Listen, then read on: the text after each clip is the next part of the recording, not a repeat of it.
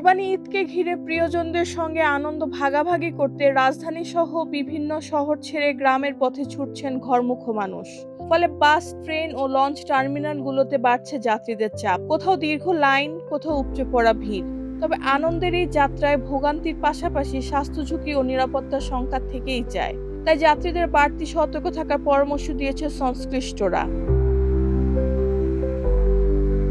বিশেষজ্ঞরা বলছেন, ঈদ যাত্রার আগে দূরপাল্লার বাস, ট্রেন বা লঞ্চের টিকিট সংগ্রহ করে সময় মতো স্টেশন বা টার্মিনালে পৌঁছানোর চেষ্টা করা উচিত।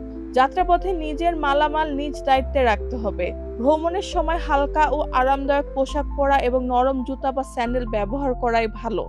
খাবারের ক্ষেত্রে সতর্ক থাকতে হবে। সম্ভব হলে ঘরের তৈরি খাবার ও বিশুদ্ধ পানির বোতল সঙ্গে রাখতে হবে।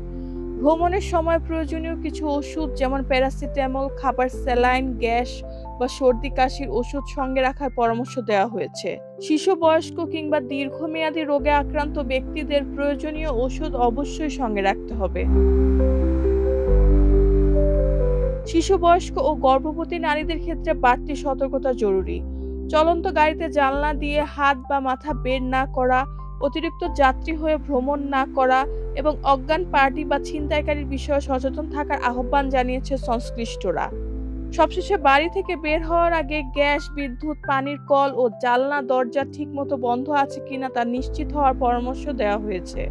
সচেতনতা ও দায়িত্বশীল আচরণের মাধ্যমে ঈদ যাত্রাকে নিরাপদ, স্বস্তিদায়ক ও আনন্দময় করা সম্ভব হবে বলে মনে করছেন সংশ্লিষ্টরা। রেহানা বেগম, প্রজন্ম 24।